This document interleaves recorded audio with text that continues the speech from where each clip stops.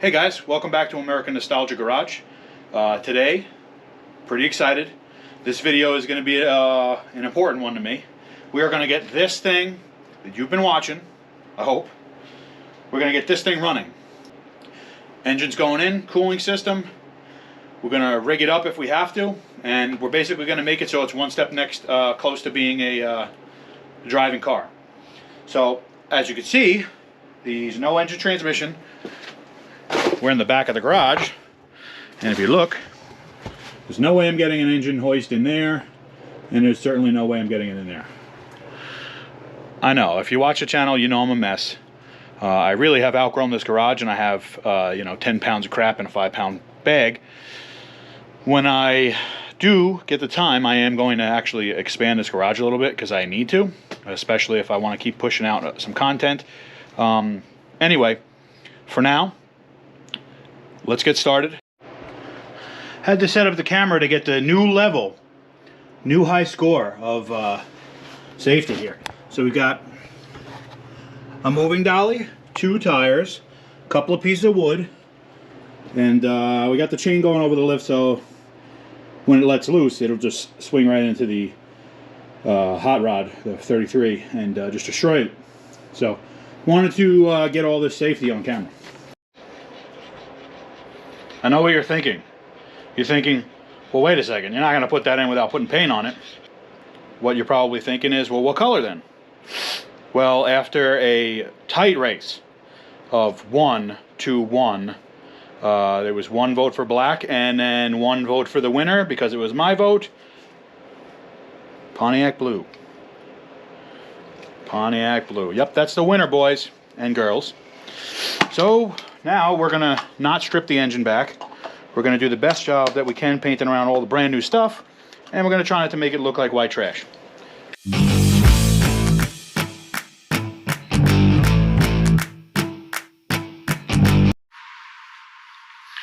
got to install our throttle bearing. So that's going to go on like this. There's a stud up here, just a piece of metal that sticks out. Basically going to get installed like that. There's a grommet. There's a grommet that goes on this side. Weird that if you do it this way, the bleeder ends up upside down, which is very strange. Alright, it should surprise nobody that I'm going to at least attempt to do this the most dangerous way I can think to do it.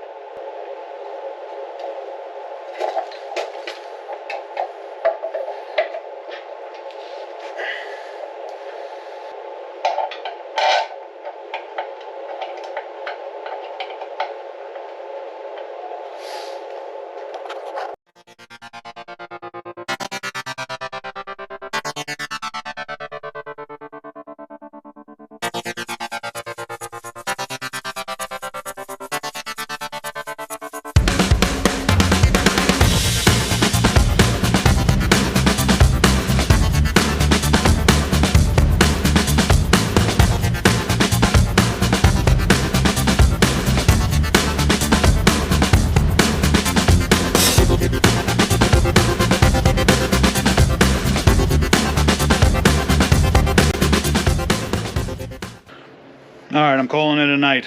It's late, I'm tired, but the engine is in.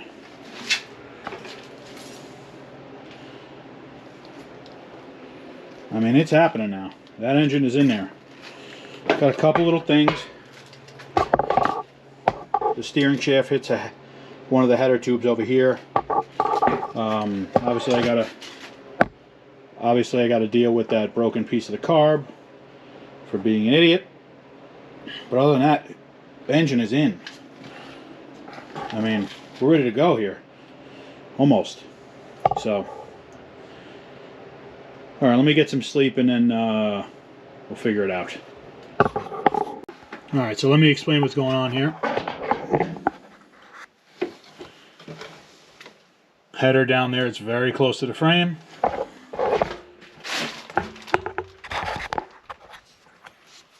Header down here is very close to the steering shaft. So needed to give him a little massage. No header tube is too strong for BFH therapy. So, anyway, the headers are fixed. All right, well, we got to get a alternator on here, so let's just give you a little quick look what we're doing here. So the alternator right now is going to go around here because I'm actually going to put a Pro charger on this car, which eventually is going to go around here. So the alternator can't really be on this side. It's got to be over here.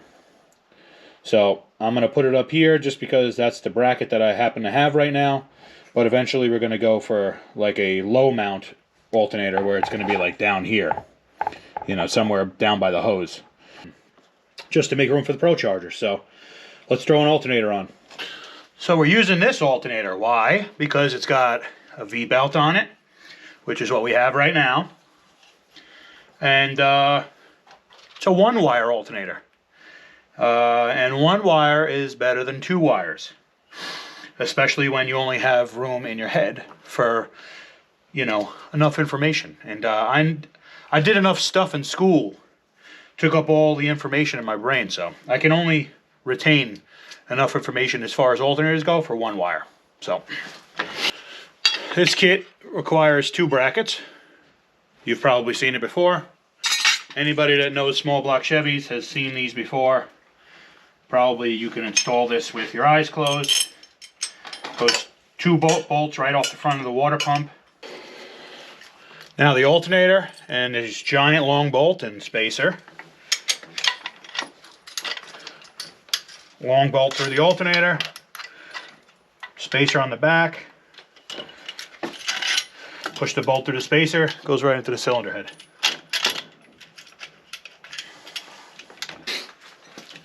Now the upper bracket, which goes this is where it slides and adjusts on, which is going to be for this upper bolt up here.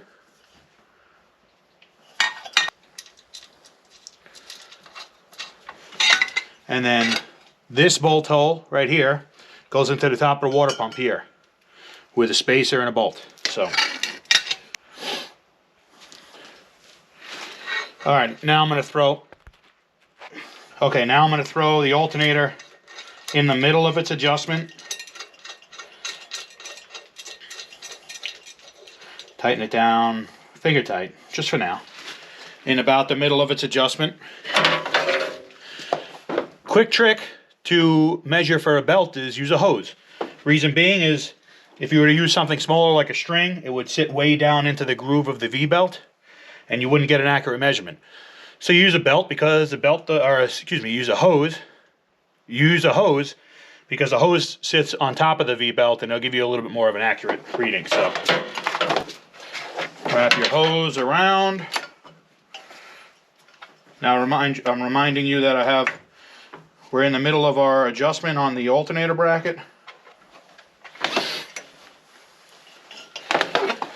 Now I'll get a measurement where that is, around where the hose comes around, and that measurement will be our belt size.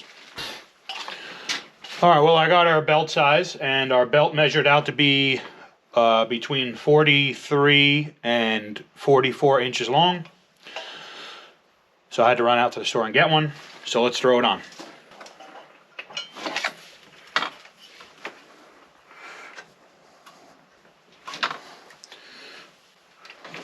Pull the alternator tight, pull back on it, we'll get some belt tension in there, and then we're going to tighten this top bolt on the adjustment.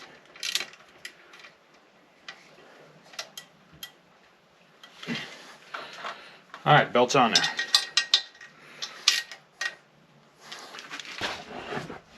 If you're at home and wondering why I don't use this bolt, it's because I don't want to. And look at how sturdy that is. That's not going anywhere. Alright, now we need a fuel system. So we need a tank, sending unit, a pump, so run the line, put a regulator, and then run it all the way up to the carb. So the way I like to do it is I like to start with definite points. since I'm already in the engine bay and I don't feel like climbing underneath the car just at this moment, I am going to show you where I'm going to put the regulator because I think it's creative. So let me show you. All right, well, I want to do something creative, and I thought that putting the fuel pressure regulator down here on using these two lower bolts would be a cool idea. So I already kind of mocked it up so that I wouldn't look stupid on camera. I had to drill out one hole because the center line of the holes was just a little bit different. Threw a 3/8 fitting on here, 3/8 fitting on there because it's going to go in, and then I'm not going to use this outlet. Threw a plug in there, an outlet there. Fuel pressure adjustment is here. That's got to probably be messed with later on, but for now we're going to leave it whatever it is. So let's throw this on, and then we got to run some lines to it. Keep in mind you would not be able to do this if you were using a mechanical fuel pump, because obviously the fuel pump would be here. But we're running an electric pump, so we don't have that problem. Alright, we have the alternator mounted, and we have now a definite point. These are what I was talking about earlier. We have a definite point. Well, I've got to get from here to here up the carb. So I thought about maybe wrapping it this way, but I don't really want it running over electrical. So I'm actually going to run it the way that they usually run it with a metal line, is up here underneath the alternator, out this way and here. So we're going to make a line and then we'll install it. Alright, here's what we ended up with. Got a right angle for the bottom, a straight at the top. Alright, and there's that. Regulator. Hose comes up behind the alternator, over the top, into our carb. Alright, still procrastinating going underneath the car, but wanted to explain it. It's already in there. You might have seen it in the last clip, but got radiator hoses. OSHA approved clamps. I don't know how this radiator actually saddles in here because a lot of the parts obviously of this car were missing. I don't believe that this is standard equipment, but it is here at American Nostalgia Garage. So right now I just have it temporarily mounted in there so that we could start this engine. Okay, I guess we got to the point where I got to get underneath the car. So let's do that now. Alright, well, you remember I talked about mounting definite points in the fuel system? You might, because it was 2 seconds ago that I mentioned it. Anyway, we are going to mount the fuel pump next. Obviously the tank is installed. I didn't show you that because I didn't feel like fighting with it on camera. I have starter bolts holding it in right now because that's all I had that was long enough. So that'll have to get replaced with the right stuff. But the tank is in. And now we've got to mount the fuel pump. So fuel pump's got to be as low. I know it looks like the camera is this way, but that's because I'm laying down. So now we got to mount the fuel pump. And the fuel pump I'm going to put up here. It's got to be as low as possible to the bottom of the tank so that it can actually, because it doesn't suck. So here's what we got. I already kind of pre-mounted things. I got a -8 here, which is going to be our outlet, and this outlet is going to go to the front of the car. And then we got a 3/8 hose 90 on here, and this is going to go to the tank only because the tank right now isn't set up for AN, so I'm using a hose barb. I'm going to use the best bolts ever. Self-tappers. I'm going to run it through the angle iron into the frame rail, and we'll mount it up there that way. And that's our fuel pump mounted up there. I have already mounted the fuel sending unit, put a section of hose on it. I'm going to run that hose over to our pump. Alright, now we have a definite point where the fuel pump is, and we got to run some hose to it. So let's do that now. Alright, so our fuel hose is this -8 braided stuff. And I preemptively put a straight on it because I knew we were going to need to go to that. So what I'm going to do is I'm going to mount this straight end onto here, and then I'll just run the line underneath the car, and I'll affix it to the frame rail. It's, you know, up here somewhere. All right, here's what we came up with. We got the line from the pump, got it to some cushion clamps, and we ran it all the way down to the front of the car, which is down there. All right, thankfully, I'm done underneath the car because I can't take it anymore. I ran that other end of the hose through a grommet here, all the way underneath, you know, cushion clamps all the way through, grommet through a little hole that was just here, and then I'm going to run it underneath the frame so it could pop out underneath where I need it here. So let's do that. All right, so we got our hose. I'm not going to mount it yet, but it's going to go underneath here, ride all the way underneath, and then it pops out here. Got a 45 going to the bottom of our regulator. So that's a fuel system, and like we know, pops out of the reg, comes up here, and that's it. All right, moment of truth, I think. Well, I'm not gonna lie to you, there was some stuff that happened off camera. The carburetor was giving me tons of headaches, so I had to actually go in there, and I took the fuel bowls off, and I set the float height and stuff like that. Really just didn't want to waste the time in the video here by doing all that. I set up some battery cables. I put the battery over here on the car. Let me just show you what's going on. We've got a patio table for a battery tray. It's just rigged. Carburetor was giving me a headache. Cap and rotor. So, oh, we put on a throttle cable. That's pretty cool. So we're going to give it a go.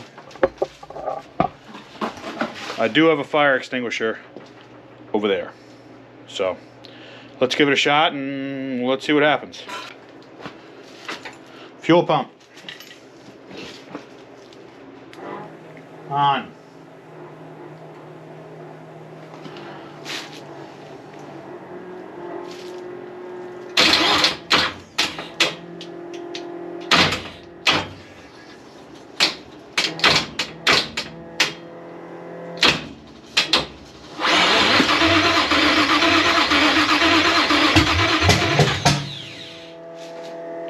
The ignition sounds a little bit late. I'm going to turn the distributor. Let's see what's up with that.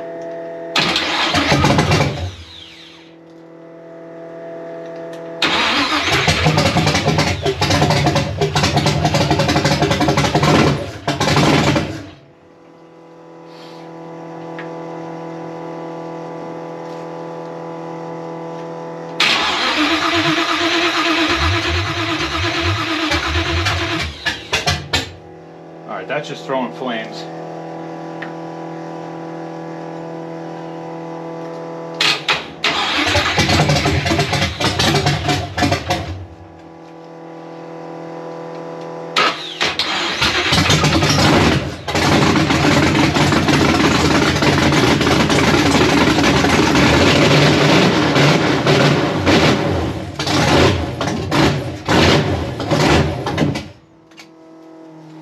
Can't really get it to stay running.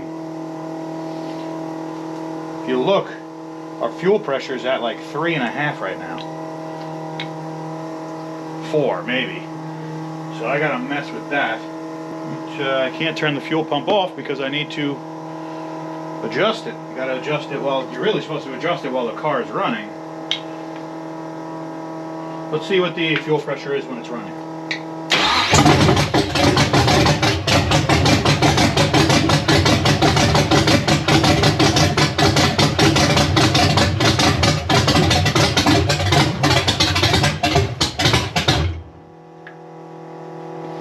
That does not sound good, people.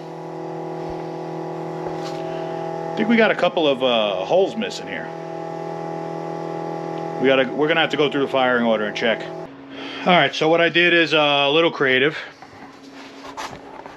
What I did is I noticed that the vacuum can was hitting the manifold before I was able to get to the full timing advance that I wanted. So what I did is I actually took each tower and moved it back one.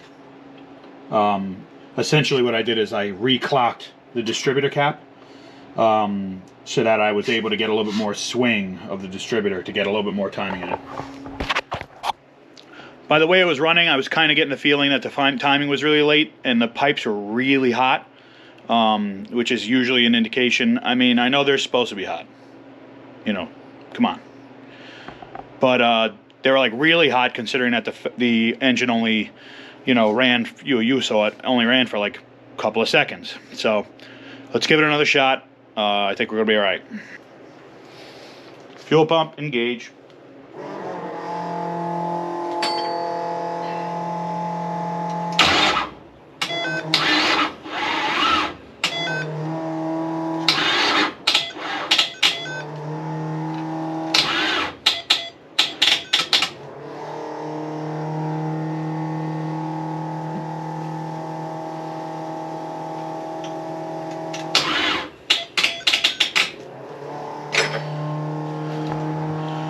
Okay, now you can see that either the battery's dead or the timing's way too far advanced.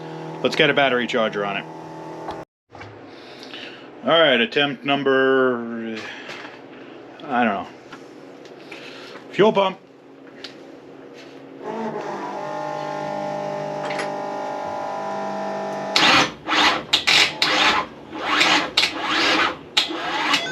Ooh, timing sounds really advanced now.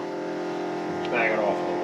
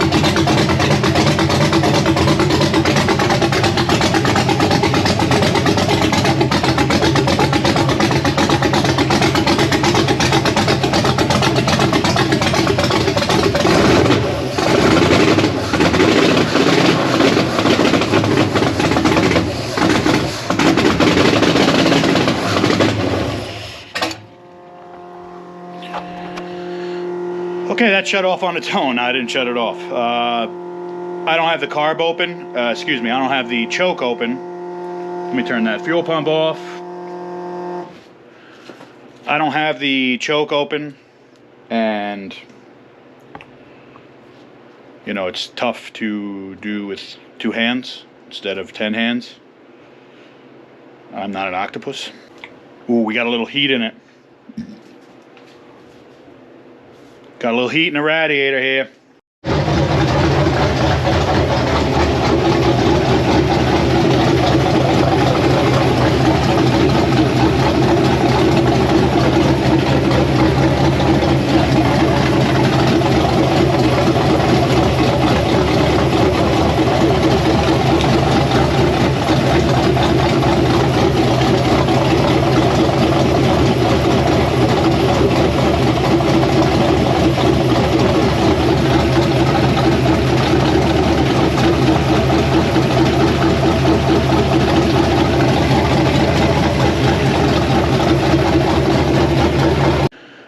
Well, anyway, guys, this car is officially a running car.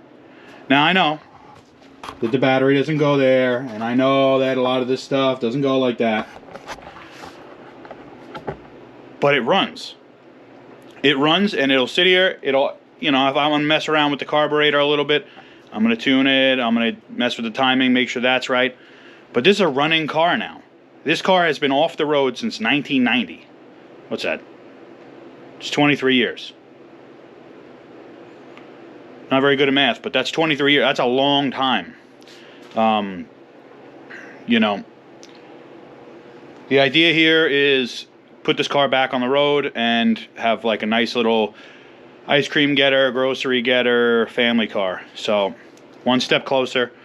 If you guys are enjoying the content, please like, subscribe, drop a comment. Let me know how I'm doing. But we're very close to having this thing on the road. So anyway, subscribe to the channel so you can keep up with the latest releases on the channel, with what content I'm putting out with this car and other cars. Believe it or not, I own other cars. Anyway, thanks for checking out the video, guys. See you later.